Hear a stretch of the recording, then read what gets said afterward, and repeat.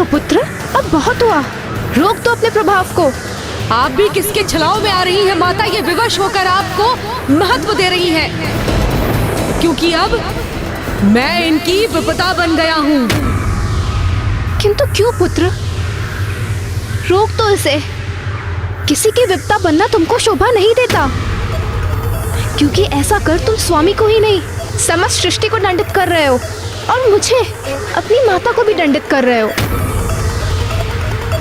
बस करो पुत्र, अब बहुत हुआ। रोक दो अपने प्रभाव को। रुक जाओ पुत्र।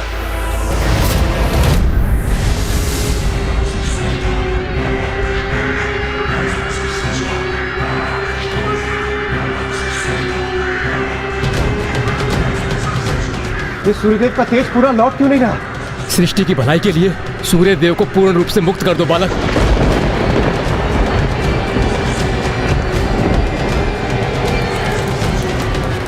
तुम्हारी माता मेरी ही प्रतिछाया है, इसलिए मैं भी तुम्हारी माता के समान ही हूँ। अपनी माता का अनुरोध सुनो पुत्र। रोक दो इस अनर्थ को, इसी में हम सभी का कल्याण निहित है पुत्र। अपनी माता का आदेश सुनो पुत्र। अपनी दृष्टि से उत्पन्न इस प्रभाव को लौटा दो।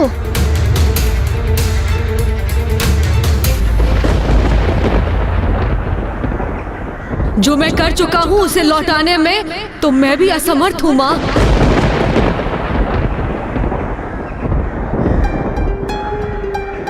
नहीं, ये नहीं हो सकता। इस प्रकार तो समस्त सृष्टि सूर्यदेव के प्रकाश से वंचित होकर विनाश के निकट पहुंच जाएगी।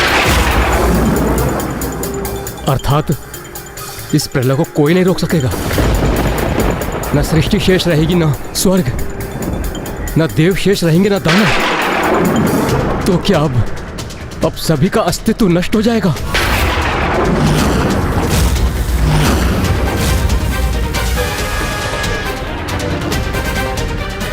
ये तुमने क्या किया पुत्र? अब ये जगत तुम्हारा किस नाम से परिचय प्राप्त करेगा? यही कहेगा ना कि तुम वो छाया पुत्र हो जिसने संसार से सूर्य देव को लुप्त कर प्रलय की स्थिति उत्पन्न कर दी है। और वो भी तभी संभव है जब कोई किसी का नाम लेने के लिए शेष रहेगा, अन्यथा अब तो सभी कुछ नष्ट हो जाएगा।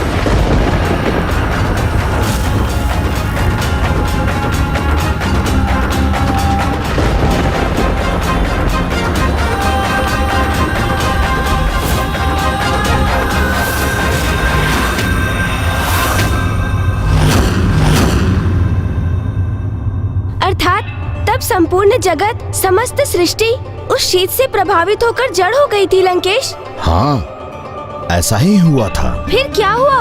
सब कुछ यथावत कैसे हुआ? इसमें कौन सहायक बना लंकेश? ऐसी विकट स्थिति में भला और कौन सहायक बन सकता था? लंकेश जी, जल।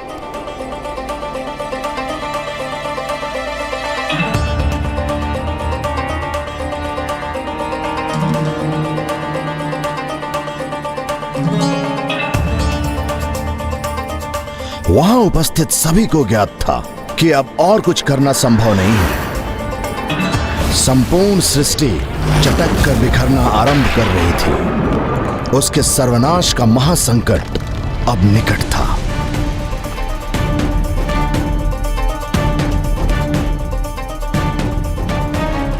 तब सभी ने मेरे प्रभु महादेव शिव शंकर शंभु का स्मरण किया और सभी ने मिलकर उनका स्तुति गान आरंभ किया।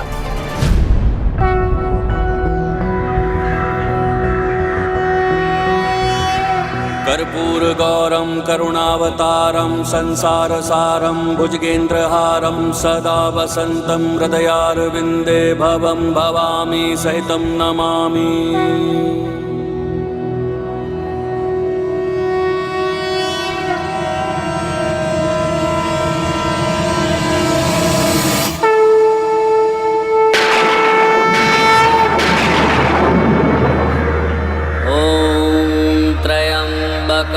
यजामहे सुगंधिं पुष्टिवर्धनम् उर्वारुकमिव बन्धनामृत्यैर्मुक्षीयमामृता ॐ त्र्यम्बकं यजामहे। बालक शनि, जिसे कुछ समझ में नहीं आ रहा था कि वो क्या करे, तभी वो अकस्मात ही वही दिव्य स्तुति उच्चारित करने लगे जो सूर्यदेव कर रहे थे।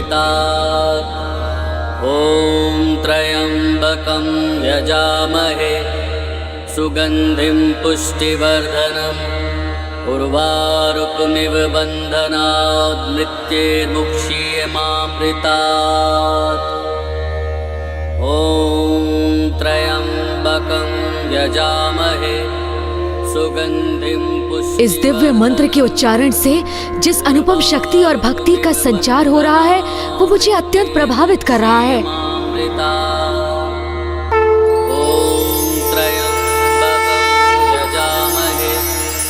सुगन्धिं पुष्टिवर्धनम्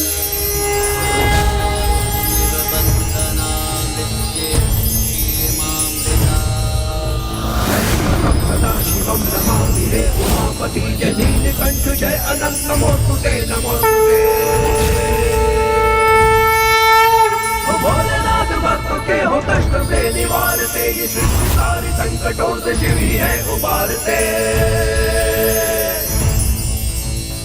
ओम नमः शिवाय, ओम नमः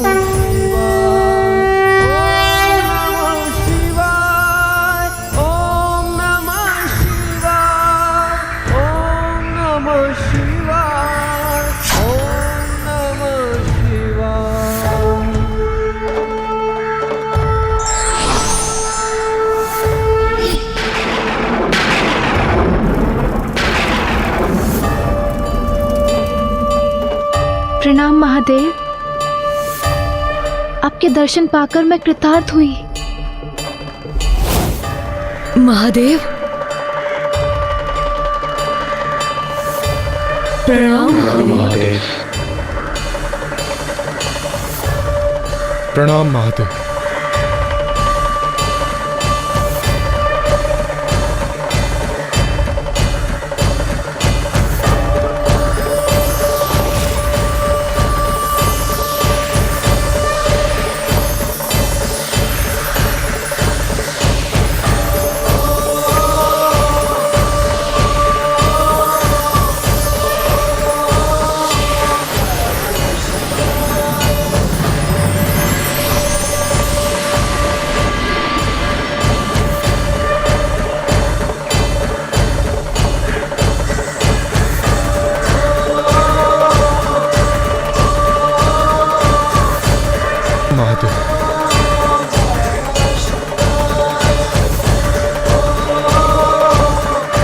महादेव ने तो इन्हें क्षण भर में ही मेरे अंधकार से मुक्त कर दिया और इन्होंने पूर्ववत अपना तेज भी प्राप्त कर लिया है, अर्थात अब संसार का संकट मिट गया है।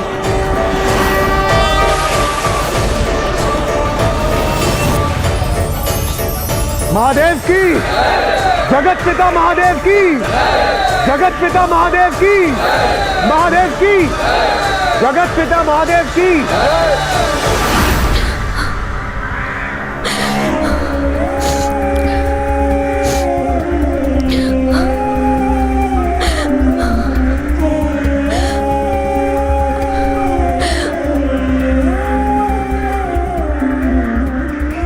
मुझे ज्ञात है तुम्हारे कारण जो महासंकट उत्पन्न हुआ उसका पश्चाताप है तुम्हें, किंतु पुत्र तुमने इतना क्रोध क्यों किया? प्रभु, माँ की पीड़ा मुझसे नहीं सही जाती। उनके गर्भ से जन्म लिया है मैंने, उनका अंशी तो हूँ। उनका दुख मुझे दुखी करता है। देवी छाया, जिनका अस्तित्व ही मेरे लिए भ्रम के समान था, मेरे द्वारा उनका परित्याग कहाँ अनुचित है? उनके अपमान से मैं अपमानित होता हूँ और उनके कष्टों से उत्पन्न पीड़ा मेरे अंतर को भेद देती है। अपनी माँ को अपमानित और पीड़ित अवस्था में मैं कभी भी नहीं देख सकता प्रभु।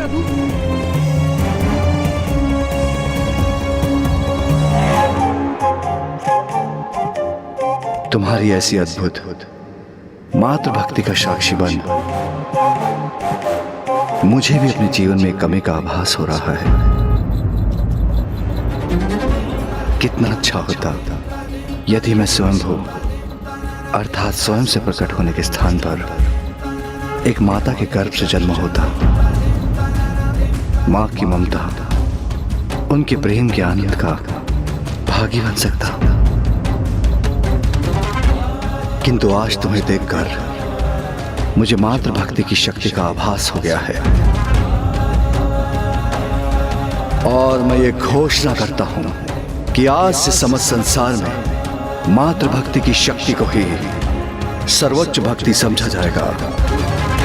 जो पुत्र अपनी माँ की भक्ति करेगा, पुत्र अपनी माँ की भक्ति उसे मेरा ही नहीं, उसे समस्त देवी देवताओं का समस्त आशीर्वाद प्राप्त होगा। जो पुत्र अपनी माँ की भक्ति करेगा, पुत्र अपनी माँ की भक्ति उसे मेरा ही नहीं, उसे समस्त देवी देवताओं का समस्त आशीर्वाद प्राप्त होगा। आशीर्वाद प्राप्त होगा। मुझे तो मात्र इतना ही आशीर्वाद दीजिए प्रभु कि मुझे अपना अधिकार भले ही प्राप्त ना हो, किंतु मेरी माँ वंचित ना रहे। उन्हें वो स्थान, वो आदर्श प्राप्त हो जो उन्होंने अपने सुख कर्मों से अर्जित किए हैं।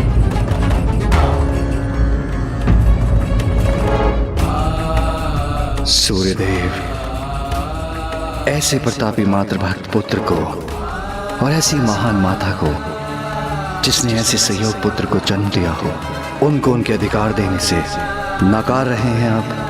अत्यंत महान व्यक्तित्व और अति उत्तम जीवन मूल्य है इन दोनों माता पुत्र के। जहां एक और ये निष्ठावान पुत्र अपनी माता को उसके कर्मों का सुफल दिलवाने का प्रयास कर रहा है, और वहीं दूसरी ओर ये महान माता जो करुणा, ममता और त्याग का प्रतीक है, उन्हें उनके अधिकारों से वंचित रख रहे हैं आप। माँ तो स्वयं भगवान का ही स्वरूप होती है, उसे रुष्ट करने का अर्थ होता है भगवान को रुष्ट करना।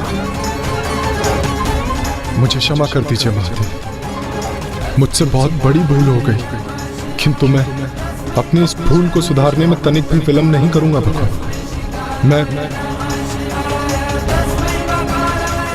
मैं इन्हें इनके अधिकार अवश्य मैं ये वचन देता हूँ।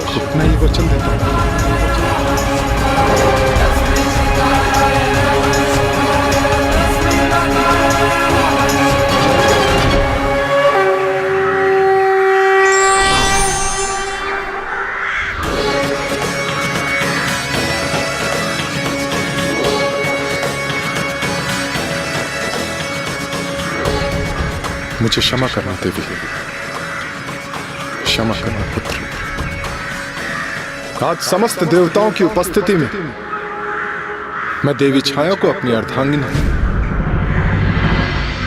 और शनि को अपने पुत्र के रूप में सहर्ष स्वीकार करता हूं।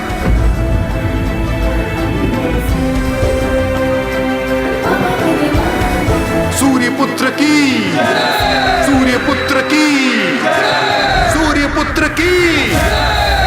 बालक हो, ना समझ हो, इसीलिए ऐसी अनुचित मांग रख रहे हो। और जिस प्रकार तुम व्यवहार कर रहे हो एक उद्दंड, एक पथभ्रष्ट बालक के समान, तो तुम्हें तो अपने पुत्र का अधिकार देने का कोई प्रश्न ही नहीं उठता। मुझे चेतावनी देने का दुस्साहस कर रहे हो।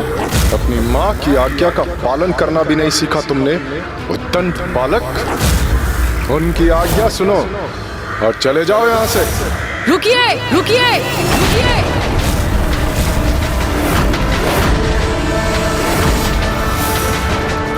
मुझे ये स्वीकार नहीं, मुझे ये स्वीकार नहीं।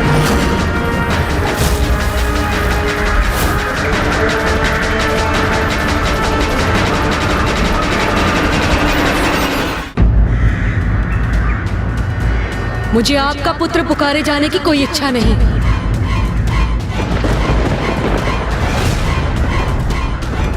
आज आप सभी के समक्ष इस भरी सभा में मेरी माँ को अपनी अर्धांगिनी के रूप में स्वीकार किया, इतना पर्याप्त है मेरे लिए।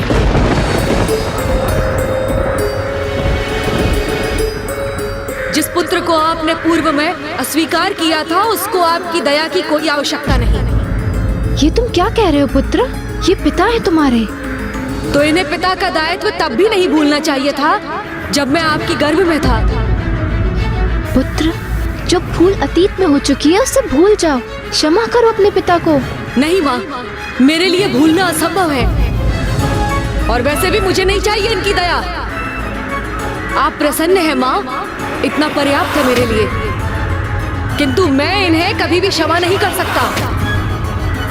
इन्हें अपने पिता के रूप में कभी भी स्वीकार नहीं कर सकता।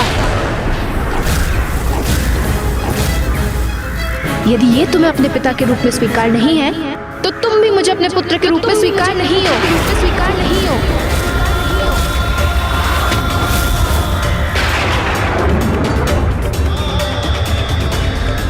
हाँ, यदि ये तुम्हारे पिता नहीं तो मैं इनकी अर्धांगिनी तुम्हारी माता कैसे हो सकती हूँ?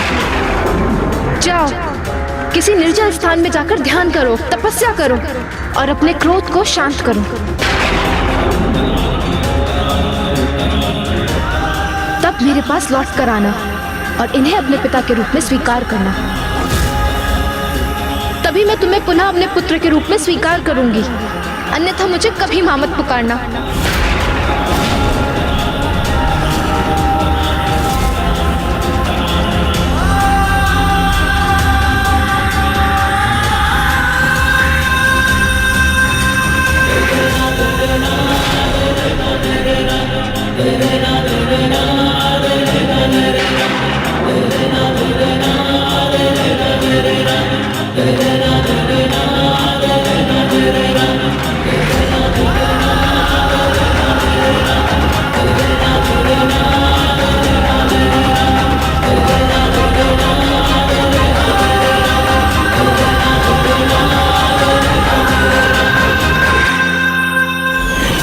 कितना दुखद था ना लंकेश, जिस पुत्र ने अपनी माता को उनका अधिकार दिलाने के लिए इतना कठिन श्रम किया, उसी ने अपने क्रोध के कारण स्वयं को उनका पुत्र पुकारे जाने का अधिकार खो दिया।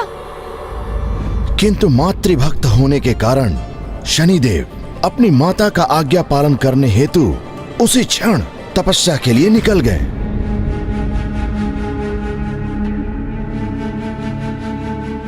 जाओ, किसी निर्जल स्थान में जाकर ध्यान करो, तपस्या करो और अपने क्रोध को शांत करो। तब मेरे पास लौट कर आना और इन्हें अपने पिता के रूप में स्वीकार करना। तभी मैं तुम्हें पुनः अपने पुत्र के रूप में स्वीकार करूंगी, अन्यथा मुझे कभी मां मत पुकारना।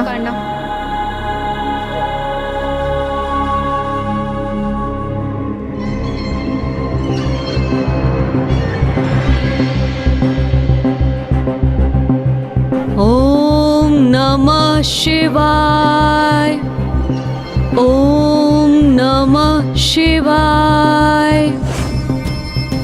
उसके उपरांत बालक शनि अपने घोर तपस्या में ऐसे डूबे कि अनेक वर्षों तक धूप, आंधी, वर्षा, शीत आदि सहकर निरंतर अपनी तपस्या में लीन रहे और एक मनोहर आकर्षक नवयुवक में परिवर्तित हो गए।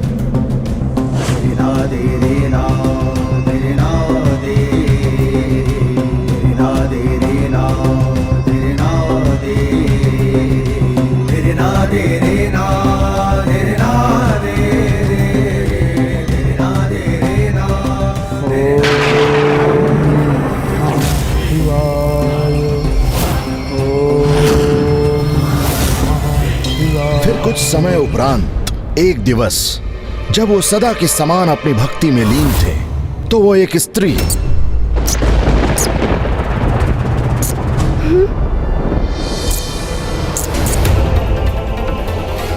कौन है मेरे पीछे?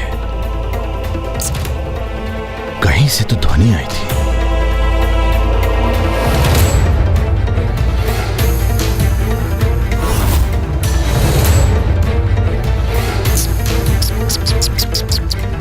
मूषक जी, अरे लंकेश जी, आप इतने समय से मुझे कथा सुना रहे हैं। लीजिए, जल ग्रहण कीजिए।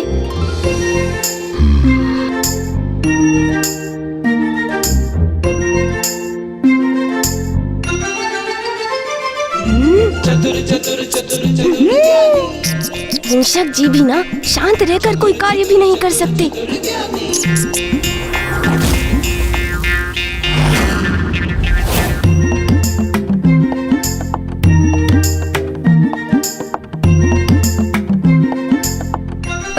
कहीं भेद ना खुल जाए। कोई है जो हमारा पीछा कर रहा है। अरे रे, आप उल्टे पांव कहाँ चल दिए लंकेश? प्रभु की आत्मलिंग है आपके हाथों में, इसलिए आपका उल्टा जाना शुभ नहीं। आप यहाँ रुकिए, मैं देखता हूँ कि वास्तव में वहाँ कुछ है भी अथवा मात्र भ्रम है आपका। और मेरी चिंता तनक भी मत कीजिए आप। मैं भी शिव पुत्र हूँ, बड़ी से बड़ी विपदा का सामना करने में समर्थ हूँ मैं। आप अभी देखिएगा, मैं अभी गया और अभी आया। जय हो शिव शंकर शंभू।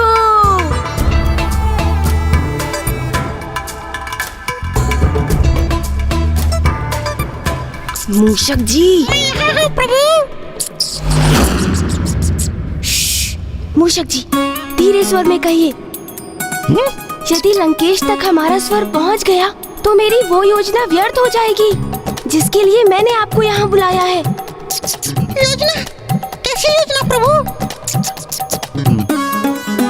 लंकेश को पीछे से धक्का देने की योजना। आप पीछे से धक्का देंगे उन्हें? मूषक जी मैं नहीं, आप धक्का देंगे उन्हें। मैं प्रभु। ओहो मूषक जी, अब आप इतना अभिनय सम्राट मत बनिए और वही कीजिए जैसा मैं कह रहा हूँ। आप अवश्य प्रयास कर रहे हैं प्रभु। अब कहाँ वो कैलाश पर्वत को अपने स्थान से हिलाने में सक्षम लंकेश रावण, और कहाँ मैं उनके और मेरे आकार में कितना भेद है ये नहीं देखा प्रभु आपने? हे गौरी पुत्र गणेश, कुछ दिखा आपको वहाँ? लंकेश जी कोई नहीं है यहाँ। यहाँ तो मात्र एक साधारण सा मूषक है। साधारण? आप मुझे साधारण पुकार रहे हैं प्रभु? हाँ, क्यों ना पुकारूं मैं आपको साधारण। आप एक साधारण मूषक के समान ही तो व्यवहार कर रहे हैं। भयभीत हो उठे हैं आप इस लंकेश से। मैं भयभीत होने वालों से मैं कहाँ हूँ प्रभु? कितनी बार तो मैंने आपकी भी सहायता की है प्रभु। तो फिर एक बार पुनः अपने शौर्य का परिचय दीजिए मूषक जी। उचित है प्रभु। सोच लीजिए, कोई शंका तो नहीं है ना आपके मन में? कुछ नहीं लंकेश, भयभीत तो नहीं होंगे ना आप मूषक जी? नहीं प्रभु, भयभीत क्यों होऊंगा मैं? कदापि नहीं। गणेश जी, क्या मैं आऊँ वहाँ? नहीं लंकेश जी, आप रुकिए, मैं आ रहा हूँ ना। अब आप तैयार रहिएगा मूषक जी। जी प्रभु। लीजिए, आ गया मैं। चतुर गणेशा। और लंकेश जी, आपको वहाँ जाने की कोई आवश्यकता नहीं। एक छोटे से मूषक को छोड़ वहाँ तो कोई नहीं था लंकेश। आपको पूर्ण विश्वास तो है ना? हाँ अवश्य लंकेश, आप चिंता मत कीजिए। वैसे भी आपको देखकर किसमें इतना साहस होगा कि वो आपके निकट भी चला आएगा, क्योंकि अब तो ये सर्वज्ञात है कि आपने अपनी भुजाओं से संपूर्ण कैलाश को उठा लिया था। इसलिए आपको चुनौती देने का दुस्साहस भला कौन कर सकता है लंकेश? अरे हम रुक क्यों गए लंकेश जी? निरंतर कथा कहते हुए आगे बढ़ते रहिए ना, अन्यथा आपको लंका पहुंचने में विलंब हो जाएगा। हाँ तो मैं कहाँ था? आपने कहा था कि शनिदेव एक आकर्षक नवयुवक में परिवर्तित हो गए थे, और वो तो अभी भी अपनी तपस्या में लीन ही थे कि एक दिवस एक अत्यंत सुंदर राजकुमारी गंधर्वराज चित्रसेन की पुत्री देवी मंदा की दृष्टि वन विहार करते समय शनिदेव पे पड़ी और उन्हें देखते ही वो प्रभावित हो गई। आशा है मूषक जी अपने कार्य में लग चुके होंगे।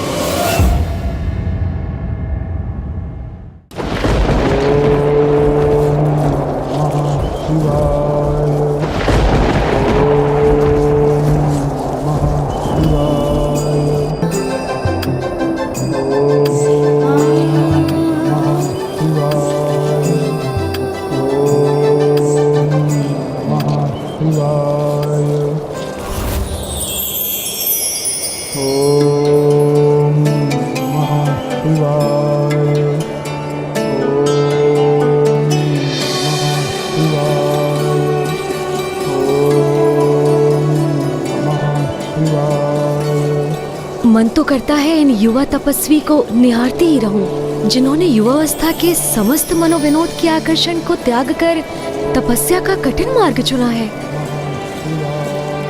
राजकुमारी मंदा को तो युवा तपस्वी शनि को देखते ही उनसे प्रेम हो गया और उन्होंने निर्णय लिया, मैं यहीं रहकर इन तपस्वी की सेवा करूंगी और मुझे विश्वास है कि जब इनका तप पूर्ण हो जाएगा तब ये मुझे अपनी अर्धांगिनी के रूप में अवश्य स्वीकार करेंगे।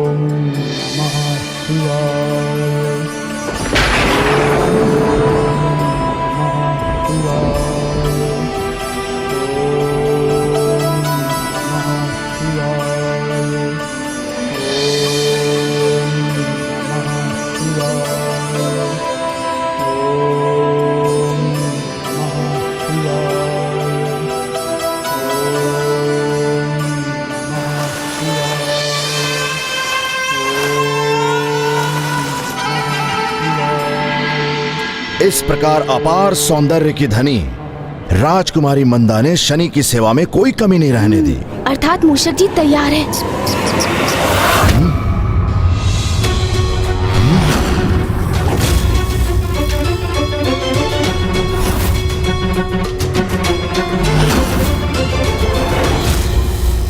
मैंने कहा था ना लंकेश, वहाँ कुछ भी नहीं है।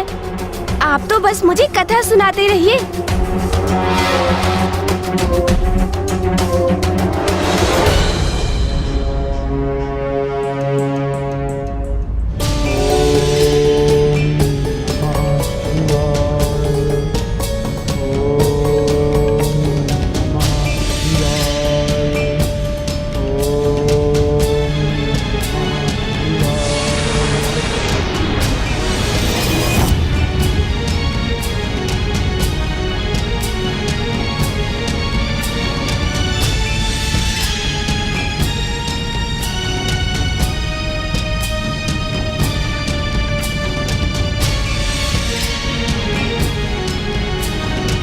अपनी चिंता त्याग कर वो तो निरंतर तपस्वी शनि की सेवा में डूबी रहती।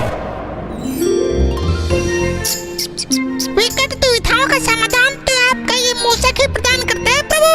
आप देखिएगा आपके आदेश अनुसार कैसे धक्का देता हूँ मैं इस लंकेश को। किंतु शनि तो अपनी तपस्या में ही लीन रहे। उन्हें तो जैसे आभास ही नहीं था कि अत्यंत सुंदर राजकुमारी एक साधारण सेविका के समान उनकी सेवा कर रही है। सब कुछ इसी प्रकार चलता रहा, किंतु एक दिवस महाबवंडर आया। फिर क्या हुआ दशानन? वही जिसका भय था।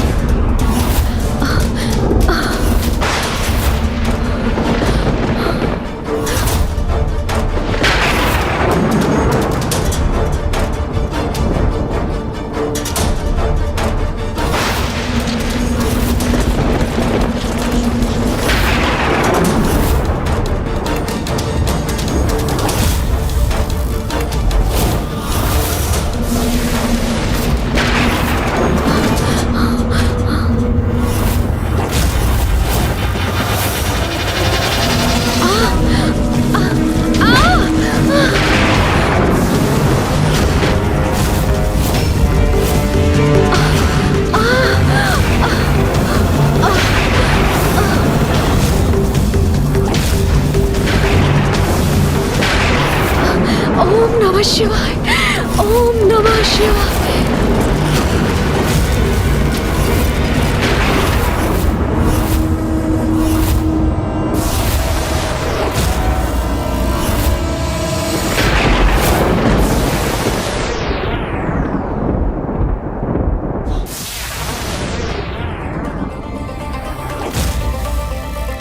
एक मूषक का इतना दुस्साहस! दशानन की उत्पत्ति की ये कठोर दृष्टि संकट का सूचक है मेरे लिए। मूषक जी को दशानन से कैसे सुरक्षित करूं मैं? इस विशालकाय दशानन से इस प्रकार उलझना उचित नहीं। मुझे अपनी दिशा परिवर्तित करनी होगी।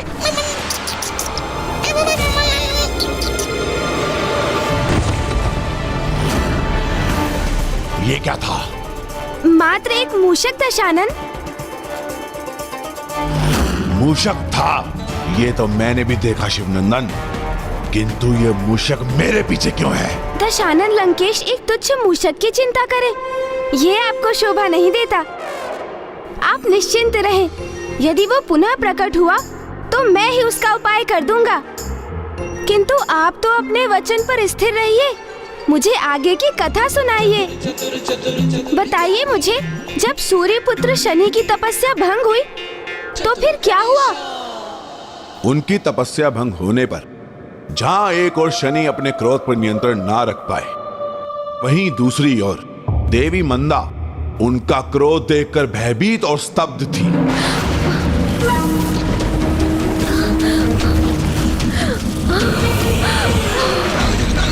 ओम नमः शिवाय। ओम नमः शिवाय। क्षमा है महान शिव भक्त, मुझे क्षमा करें। आपकी तप में व्यवधान डालने का आशय नहीं था मेरा, मुझे क्षमा करें।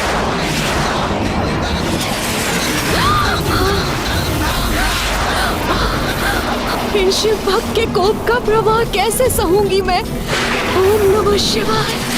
ओम नमः शिवाय। ओम नमः शिवाय। ओम नमः शिवाय। ओम नमः शिवाय।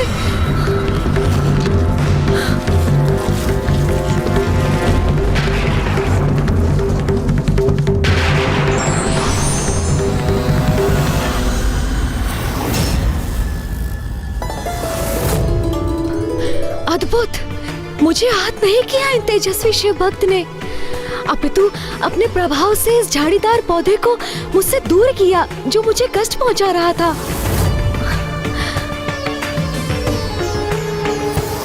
उसी दिवस से नागफनी के झाड़ीदार पौधे पर शनि की कोप भरी दृष्टि के कारण उसमें कांटे हो गए।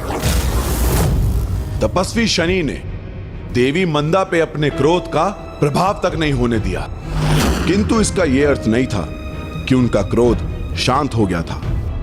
वो तो बस देवी मंदा के त्याग का आभास होने पर कुछ समय के लिए शांत हो गए।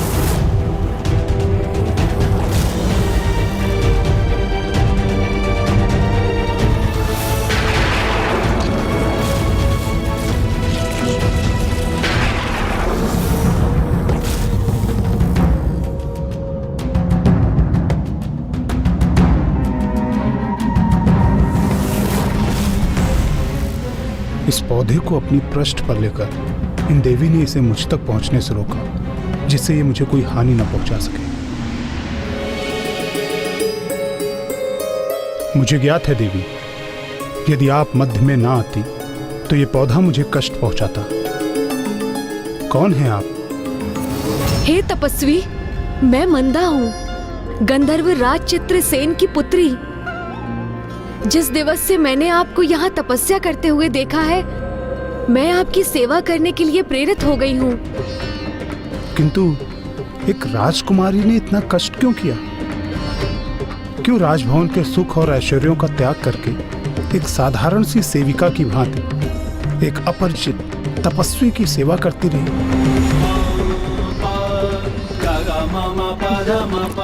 क्योंकि युवा अवस्था में तो सभी का रुझान सुख ऐश्वर्य प्राप्त करने का होता है, किंतु उस आयु की भ्रामक अवस्था से आप तनिक भी प्रभावित नहीं थे।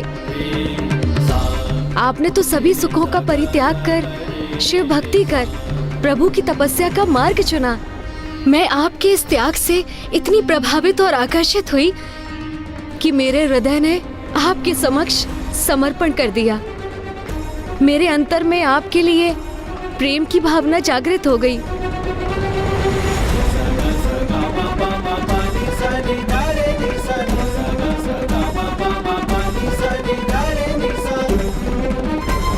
अवश्य कोई स्वप्न देख रहे हो तुम, अन्यथा तुम्हारे समान तपस्वी से कोई भला कैसे प्रेम कर सकता है जिसे स्वयं के क्रोध पर ही नियंत्रण नहीं है। मैं तुम्हारा मन तुम्हें सचेत कर रहा हूँ, स्पष्ट बता रहा हूँ तुम्हें कि ये वास्तविकता नहीं है, अपितु स्वप्न है।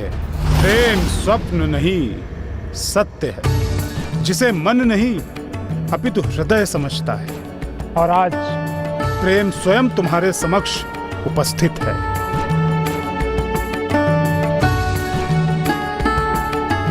जाओ, इसे स्वीकार कर लो। और क्या तुम नहीं चाहते कि ऐसी सुंदर युवती तुम्हारी अर्धांगिनी बने? इनके मुख की मुस्कुराहट कदाचित मेरे लिए शुभ संकेत है। यदि मैं मान भी लूं कि ये सत्य है, तो तुम अपने हृदय में उन देवी के प्रति प्रेम उत्पन्न मत होने देना, क्योंकि तुम भला प्रेम की कोमलता कहाँ समझ सकोगे। तुम अपने साथ साथ इन देवी का जीवन भी दुष्कर बना दोगे। अब इनकी मुस्कुराहट लुप्त क्यों हो गई? प्रेम सीखा नहीं जाता, वो तो व्यक्ति के भीतर का भाव होता है, जो उचित समय पर नेत्रों के भाव से प्रकट होता है। और वही तो हो रहा है आज तुम्हारे साथ। इनके मुख का भाव स्थिर क्यों नहीं हो रहा है? इसका क्या अर्थ समझूं मैं? क्या तुम अपने क्रोध से परिचित नहीं हो? स्मरण करो, यदि इन देवी ने तुम्हारे आराध्य प्रभु महादेव का नाम ना लिया होता, तुम उस नागफनी के पौधे के स्थान पर इन देवी को अपने कोप का भागी बनाते। प्रेम तो क्रोध को भी अपने वश में कर लेता है, क्योंकि जब मन में प्रेम होता है तो वहाँ क्रोध के लिए कोई स्थान नहीं बचा। ये सत्य नहीं है, मिथ्या है ये अपने मन का।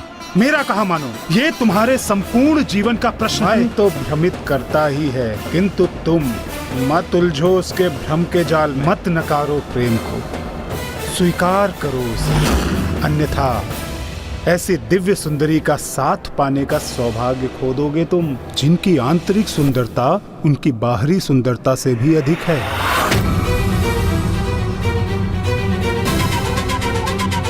नहीं, तुम उस पर ध्यान मत दो, मेरी बात सुनो। दो जीवनों का भविष्य निर्भर है तुम पर, अपने हृदय के भावों द्वारा संचालित। नहीं, मेरी बात सुनो, अपने प्रेम को स्वीकार करो, क्योंकि ये तो मात्र और मात्र प्रेम का ही प्रश्न है। नहीं, तुम उस पर ध्यान मत दो, मेरी बात सुनो। दो जीवनों का भविष्य हृदय के भावों द्वारा संचालित। नहीं, मेरी बात सुनो, अपने प्रेम। नहीं, तुम उस पर ध्यान मत दो, मेरी बात। जीवनों का भविष्य निर्भर है। नहीं, तुम उस पर ध्यान मत दो, मेरी बात। नहीं, तुम उस पर ध्यान मत दो, मेरी बात। दो जीवनों का भविष्य निर्भर हृदय के। नहीं, तुम उस पर ध्यान मत दो, मेरी बात। हे देवी, मैं आपके सौंदर्य और आपके करुणामयी स्वभाव से अत्यंत प्रभावित हूँ, किंतु मुझे अभी तक ये स्पष्ट नहीं है कि आप मेरी सेवा करके मुझसे चाहती क्या है, क्योंकि मैं तो आपको कुछ भी देने में असमर्थ हूँ। इस छाया पुत्र शनि के पास भला है ही क्या?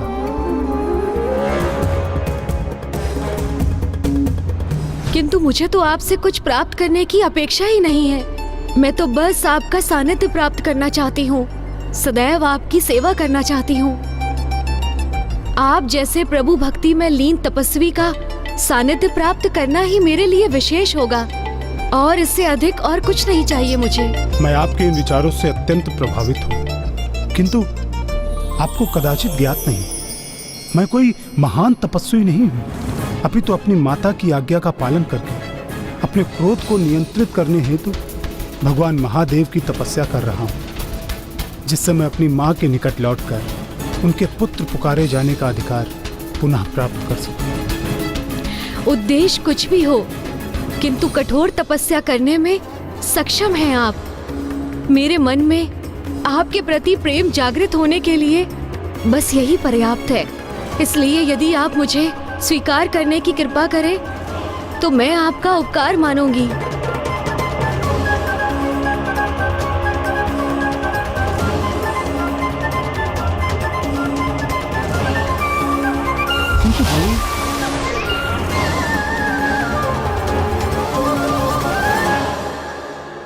देवी, मैं आपको अपनी अर्धांगिनी के रूप में स्वीकार करूंगा, किंतु उससे पूर्व एक अवस्था का पूर्ण होना अनिवार्य है।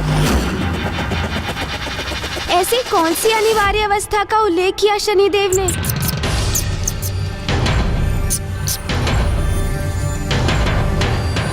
आप रुक क्यों गए दशानन? बताइए ना, देवी मंदा से क्या कहा उन्होंने? शनिदेव ने देवी मंदा से विवाह के लिए जो अवस्था रखी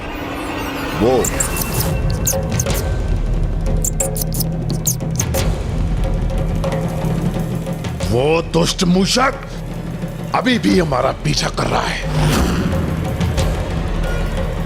प्रतीत होता है वो हमारे हाथों ही अपनी मृत्यु चाहता है। दशानन जी, ये क्या कह रहे हैं आप? आपके हाथों में महादेव के आत्मलिंग है, इसलिए हिंसा के ऐसे अशुभ वचन मत कहिए। जाने दीजिए उसे।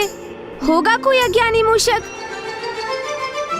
जिसे इतना भी ज्ञान नहीं कि कंकड़ पत्थर के मध्य से निकलने पर बहुत ध्वनि होती है, और मूषक को तो बिना ध्वनि किए ही सभी से छिपकर अपने कार्य करने चाहिए, अन्यथा उन्हीं पर संकट छा जाता है। उचित है प्रभु, अब मैं समझ गया कि आप क्या कहना चाह रहे हैं। आप इतनी सावधानी से आगे बढ़ूंगा कि दशानन तो क्या, आपको भी ज्ञात नहीं होगा कि कहाँ हूँ मैं।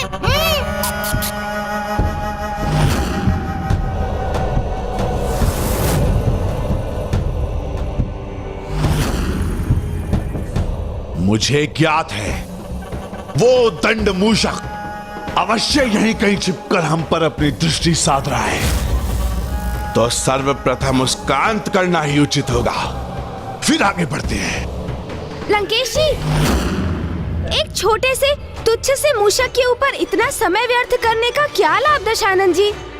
और वैसे भी अभी तो आपको मुझे प्रभु शिव की अनेक कथाएं सुनानी है, क्योंकि प्रभु शिव शंकर शंभू के सबसे बड़े भक्त का सानिध्य पाकर भी उनके मुख से शिव कथाओं का श्रवण न किया तो क्या किया? ये तो उचित कह रहे हैं शिवनंदन। महादेव का सर्वोच्च सर्वश्रेष्ठ महाभक्त तो मैं ही हूँ। तो हे महाशिव भक्त, कृपा कर मुझे ये बताइए कि फिर क्या हुआ? ऐसी कौन सी अवस्था रख दी थी शनि जी ने? चतुर गणेशा। एक मात्र भक्त पुत्र थे वो, इसलिए उनकी इच्छा थी कि वो अपनी माता की अनुमति प्राप्त करने के बाद ही देवी मंदा से विवाह करेंगे, और ये देवी मंदा को सहज स्वीकार था। इसलिए उन दोनों ने तभी सूर्यलोक की ओर प्रस्थान भी किया, किंतु अभी भी इसमें शंका थी कि वो दोनों समय रहते सूर्यलोक पहुंचकर देवी छाया से भेंट कर पाएंगे भी या नहीं, क्योंकि वो दिवस देवी छाया के जीवन का अंतिम दिवस होने वाला था। देवी छाया का अंतिम दिवस? किंतु क्यों?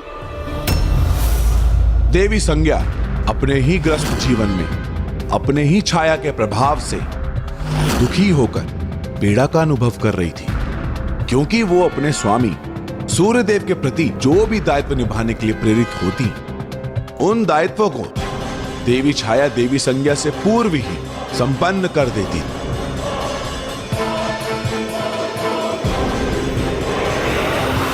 देवी छाया,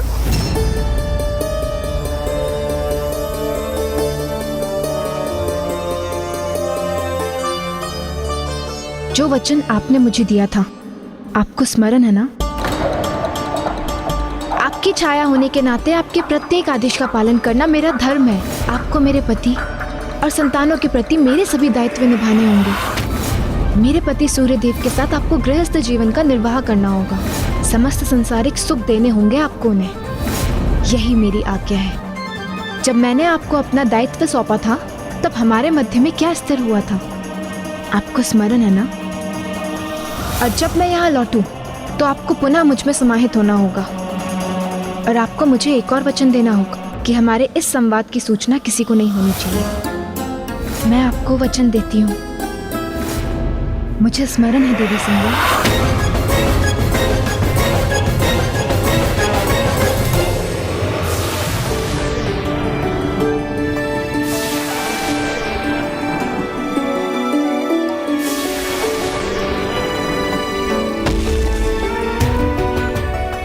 हम सूर्य लोक पहुंच गए हैं देवी। अब भवन के अंदर प्रवेश करते ही मेरी भेंट मेरी मां से होगी। तो आज वो दिवस आ गया है। मैं आपको आदेश देती हूँ कि आप मेरी प्रतिछाया होने का धर्म निभाएं और मुझ में पुनः समाहित हो जाएं। मेरे समस्त आदेशों का पालन करने का वचन दिया था आपने, जिसे आप कदापि भंग नहीं कर सकती।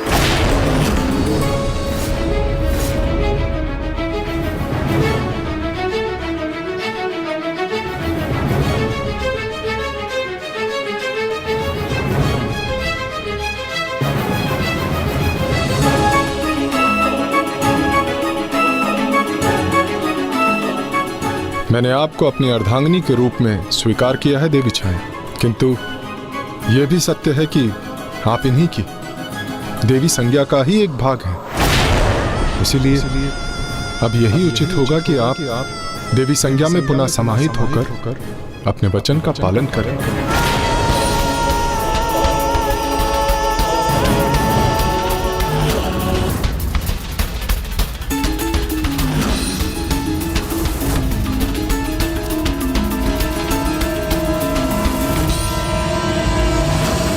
स्मरण कीजिए देवी छाया, स्वयं कहा था आपने कि मेरे आदेश का पालन करना ही आपका धर्म है। अब उस धर्म का पालन कीजिए। अवश्य देवी संज्ञा, आपकी छाया होने के नाते आपके प्रत्येक आदेश का पालन करना मेरा धर्म है। कहिए, आपका क्या आदेश है?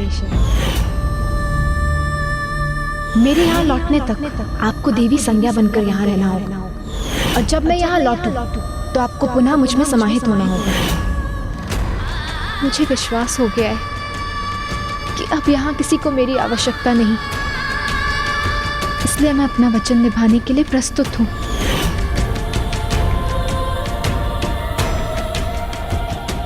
माँ, मैं छाया पुत्र शनि अपनी माता का अधिकार और उनका श्रेय उन्हें दिलाने आया हूँ। जाओ, किसी निर्जल स्थान में जाकर ध्यान करो, तपस्या करो और अपने क्रोध को शांत करो। तब मेरे पास लौट कर आना और इन्हें अपने पिता के रूप में स्वीकार करना।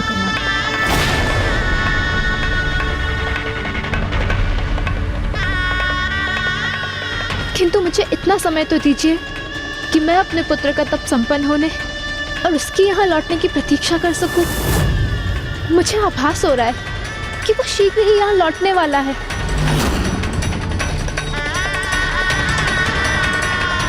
मैं आपको वचन देती हूँ कि एक बार अपने पुत्र शनि से भेंट कर लूं, उसे अपने अंग से लगाकर अपना आशीर्वाद दे दूं, फिर उस दिवस के अंत होने से पूर्व ही मैं आप में समाहित हो जाऊंगी। किंतु आपका पुत्र शनि आपको कहीं जाने नहीं देगा। यदि उसके आने के उपरांत आप उसके समक्ष मुझ में समाहित होंगी तो वो आवेशित हो उठेगा। पूर्व में आपके अपमान के भान से विचलित होकर उसने क्या किया था, इसका तो आपको ज्ञान है ना। और वो पुनः मुझे अपनी माता और स्वामी को अपना पिता मानने से अस्वीकार कर देगा।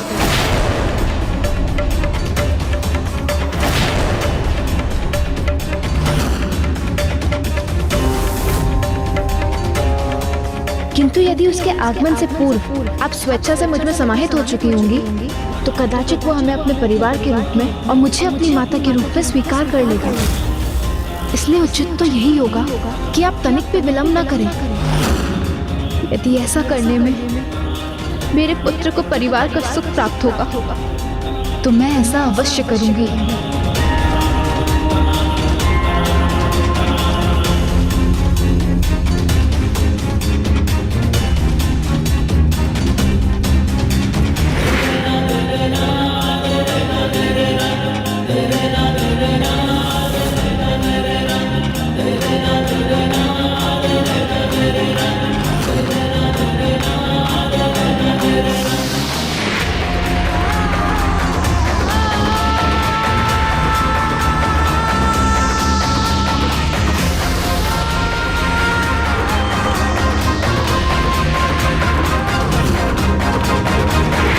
माँ, माँ, माँ।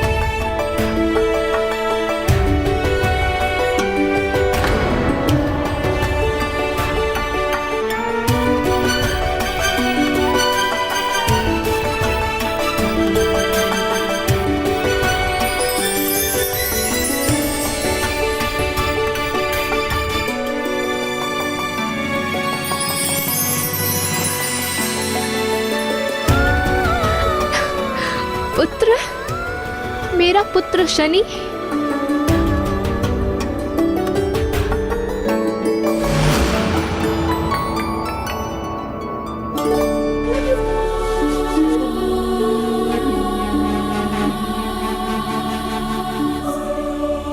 प्रणाम पिताजी, प्रणाम माता संज्ञा।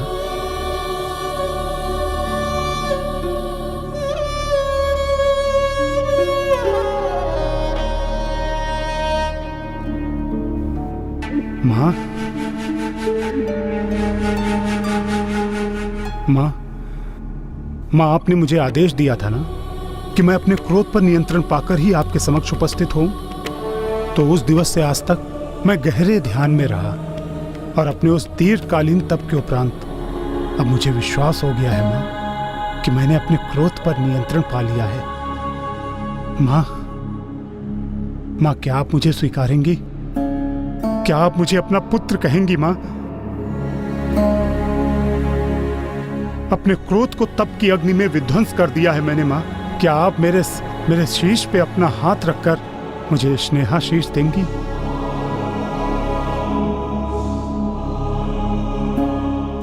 चाहिए देवी छाया, आपका पुत्र आपको पुकार रहा है, आशीर्वाद दीजिए उसे।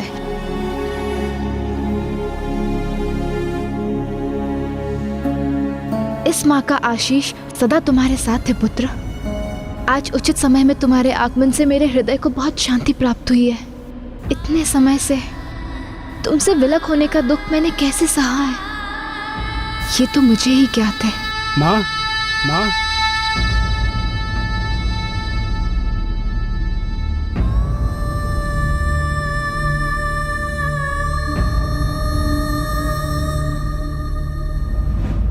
अंततः मातृभक्त पुत्र शनि जी को उनकी माता की ममता का सुख पाने का अवसर प्राप्त हो ही गया। हाँ, किंतु ये सुख अधिक समय तक कहाँ रहने वाला था, क्योंकि जैसा कि मैंने कहा, वो देवी छाया के लिए अंतिम दिवस जो था। अंतिम दिवस?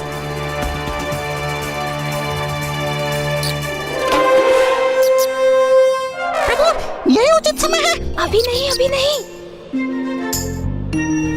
अभी मुझे ये रुचिकर कथा सुननी है मूषक जी। चतुर गणेश लंकेश जी, अंतिम दिवस? किंतु क्यों? क्या शनि जी भी अपनी माता को रोकने में असमर्थ रहे? और फिर अभी तो शनि जी का विवाह होना भी तो शेष था। लंकेश जी, लीजिए, जल ग्रहण कीजिए।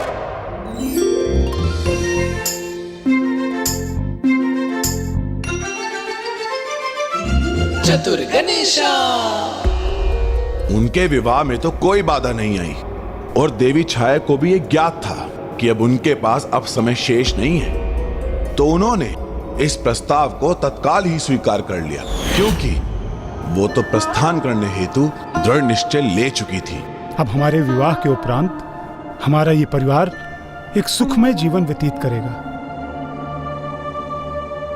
एक बार शनि से मिल लूं, उसे गले लगा लूं, आशीर्वाद दे दूं, फिर मैं खुद उसी दिन सूर्यास्त से पहले आप में समाहित हो जाऊंगी। क्या हुआ माँ? आपकी चिंता का कारण क्या है? शनि, मेरे पुत्र, तुम सदा अपने पिता और माता संज्ञा का सम्मान करना।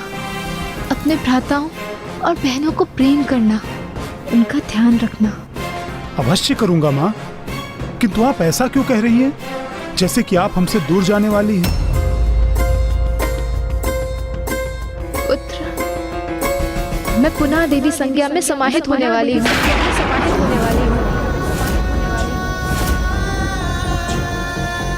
नहीं माँ, कदापि नहीं। नहीं पुत्र, मुझे जाना ही होगा। नहीं माँ, नहीं नहीं, मैं आपको स्वयं से दूर नहीं जाने दूंगा माँ। मैं आपको कहीं जाने नहीं दूंगा माँ, कहीं जाने नहीं दूंगा। मैं देवी संज्ञा की छाया ही तो थी, इसलिए मुझे पुनः उनकी छाया का रूप धारण करना होगा।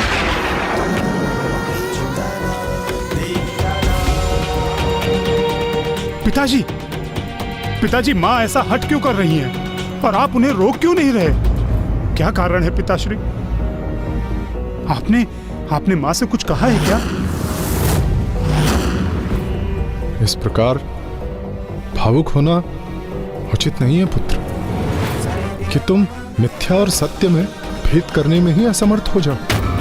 सत्य तो यही है कि तुम्हारी माता छाया और मेरी अर्धांगिनी देवी छाया देवी संज्ञा का ही प्रतिरूप है। इसीलिए कभी न कभी उन्हें देवी संज्ञा में ही समाहित होना था। ये वचन स्वयं तुम्हारी माता ने ही दिया था। वचन? वो वचन दिया था? नहीं, मैं ऐसे किसी वचन को नहीं मानता। और आप उन्हें स्वयं से दूर करने के अनुचित कारण क्यों ढूंढ रहे हैं? मेरी माँ इसी रूप में क्यों नहीं रह सकती पिताश्री? क्यों नहीं रह सकती मेरी माँ इसी रूप में? वो देवी संज्ञा की ही छाया है। अर्थात ये कैसी दुविधा है? मेरी सहभागिनी मूल रूप से एक होकर भी मेरे साथ दो समान रूपों में रह रही हैं। क्यों ना वो एक होकर मेरी और अपनी इस दुविधा को दूर करे? और ये स्थिति देवी संज्ञा के लिए भी कितनी कष्टप्रद है। क्या हमें उनका विचार नहीं करना चाहिए? उनकी स्थिति, उनकी पीड़ा का विचार क्यों करूं मैं, जिन्होंने स्वयं अपने स्वामी को मेरी मां को सौंपा था? और आज जिनके कारण आप मेरी मां का परित्याग करने को प्रस्तुत हैं, क्योंकि दुविधा होती है आपको? मेरे शब्दों को अन्यथा मत लो पुत्र। मैं बस ये कहने का प्रयास कर रहा हूं, जब दोनों एक ही हैं तो उनके दो रूप होने की क्या आवश्यकता है? क्यों ना वो एक ही रूप में मेरी सहभागिनी बने? इसलिए तुम देवी छाया को मत रोको। तो मैं अपनी मां को अवश्य रोकूंगा, अवश्य रोकूंगा मैं अपनी मां को।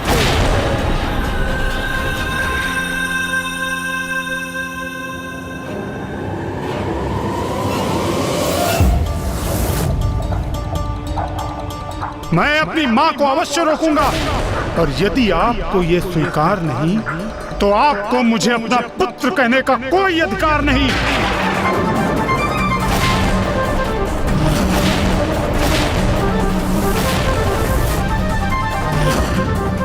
क्यों मेरी माता के अस्तित्व को मिटाने का हठ कर रहे हैं आप?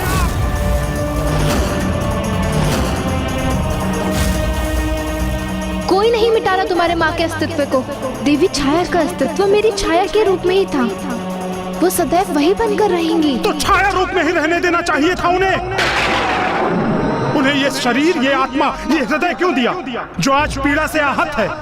और मेरे लिए वो छाया नहीं है, मेरी माँ है। माँ, मेरे पिता की अर्धांगिनी है वो।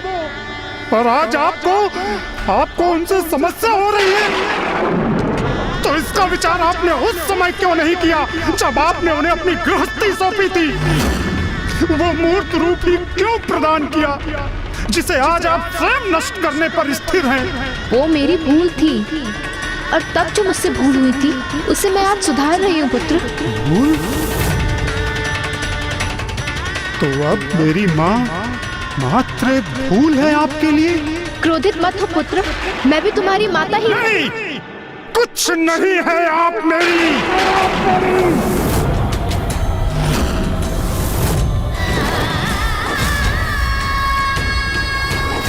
पुत्र, तुमने तो मुझसे कहा था कि तुमने अपने क्रोध पर नियंत्रण पा लिया है। क्या सत्य कहा था तुमने पुत्र? नहीं माँ, कदापि नहीं। किंतु माँ, आपके साथ जो कुछ भी हो रहा है वो उचित नहीं है। माँ रुक जाइए, मत जाइए माँ। नहीं देवी छाया, अब आपका और रुकना उचित नहीं। आज इस जटिल समस्या का अंत होना ही चाहिए। किंतु आप देखना यह है कि आप किसके शब्दों का मान रखती हैं। अपने स्वामी का आदेश मानती हैं या अपने पुत्र का?